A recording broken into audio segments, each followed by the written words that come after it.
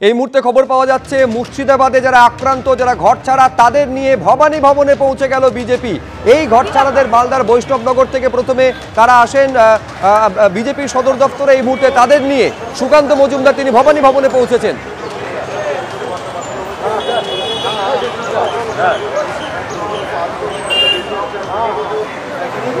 সুকান্ত মজুমদার, জগন্নাথ চট্টোপাধ্যায়, তাপস রায়দের আপনারা দেখতে পাচ্ছেন, যারা মুর্শিদাবাদের ঘর ছাড়া তাদের নিয়ে তারা ভবানী ভবনে পৌঁছেছেন। দেখো, তোমাকে প্রথমে জানিয়ে রাখি যে এই মুহূর্তে কিন্তু একেবারে সুকান্ত মজুমদার থেকে শুরু করে তাপস রায় প্রত্যেকে তারা কিন্তু মুর্শিদাবাদের এই যে অশান্তি, সেই অশান্তির ঘটনায় যারা ঘর ছাড়া তাদেরকে নিয়ে কিন্তু একেবারে ভবানী ভবনে পৌঁছেছেন। মূলত তার উদ্দেশ্য হচ্ছে যে রাজ্য পুলিশের ডিজির সঙ্গে দেখা করতে চান এবং তাদের নিরাপত্তার বিষয় নিয়ে তারা কথা বলতে চান। এই মুহূর্তে সুকান্ত মজুমদার কথা বলছেন, কি বলছেন শোনার চেষ্টা করবো। থেকে এসেছেন সকালবেলা রওনা হয়ে, ভোর 5টায় রওনা হয়েছিল, ভোর 5টার সময় রওনা হয়ে এনারা এসেছেন। তো তারা অপেক্ষা করছেন দেখা করার জন্য, তাদের দুঃখ কষ্টের কথা বলার জন্য।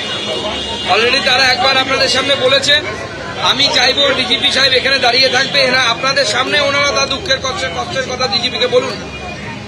তিনি ঘুরে বেরিয়েছেন, গিয়ে দাঙ্গা কবলিত এলাকায় ছবি তুলেছেন, ভিডিও করেছেন, কিন্তু এদের রিফিউজি ক্যাম্পে যাওয়ার সাহস দেখাতে পারেননি। ওয়াকফ অশান্তি নিয়ে উদ্বিগ্ন খোদ সুপ্রিম কোর্ট। মামলা যখন আদালতে তখন এই ধরনের হিংসা ঠিক নয়। অশান্তি নিয়ে আমি চিন্তিত বললেন দেশের প্রধান বিচারপতি। অনেকে মনে করে হিংসা ছড়িয়ে চাপ তৈরি করা যাবে, মন্তব্য করছেন সলিসিটর জেনারেল। তখন কেন্দ্রের সওয়ালের বিরোধিতা করেন কপিল সিব্বল, এই বলে যে কারা চাপ তৈরি করছে স্পষ্ট জানিয়ে দেন দেশের প্রধান বিচারপতি, আমরা সিদ্ধান্ত নেব। আইনের ভালো দিকও আছে, সেগুলো সামনে আনা উচিত বলে মন্তব্য করছেন দেশের প্রধান বিচারপতি। ওয়াকফ আইনের বিরোধিতায় মামলা, আপনারা জানেন যে 72টি মামলার একসঙ্গে শুনানি হয়েছে আজ সর্বোচ্চ আদালতে। আগামীকাল ফের শুনানি হবে সুপ্রিম কোর্টে। এই ওয়াকফ আইনকে চ্যালেঞ্জ করে, যে সংশোধিত ওয়াকফ আইন এই মুহূর্তে দেশ জুড়ে কার্যকর রয়েছে, তাকে চ্যালেঞ্জ করে একাধিক মামলা দায়ের করা হয়। যে মামলার শুনানি আজ হয়েছে, কাল ফের দুপুর 2টো থেকে এই মামলা শুনবে প্রধান বিচারপতির বেঞ্চ। 26 নম্বর ধারা ধর্ম নিরপেক্ষতার কথা বলে, এইসব সম্প্রদায়ের জন্য প্রযোজ্য, মন্তব্য সুপ্রিম কোর্টের প্রধান বিচারপতির। সারা দেশে এই মামলার প্রভাব রয়েছে, হাইকোর্টে মামলা ফেরত পাঠানো ঠিক হবে না, সওয়াল করেন অভিষেক মনু সিংভি। অর্থাৎ 26 নম্বর ধারার প্রসঙ্গ উত্থাপিত হয় সর্বোচ্চ আদালতে, যেখানে এইটা প্রধান বিচারপতি স্পষ্ট জানিয়ে দেন যে এইটা অর্থাৎ এই ধারা সব সম্প্রদায়ের জন্য প্রযোজ্য।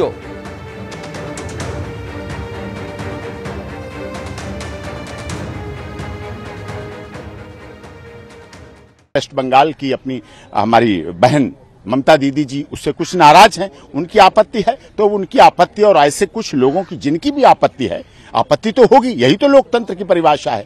कोई कहेगा इसमें कुछ गलत है, कोई कहेगा सही, लेकिन ज्यादातर लोगों ने लोकसभा, राज्यसभा और देश के महामहिम राष्ट्रपति जी ने उसको बहुमत से पास किया है।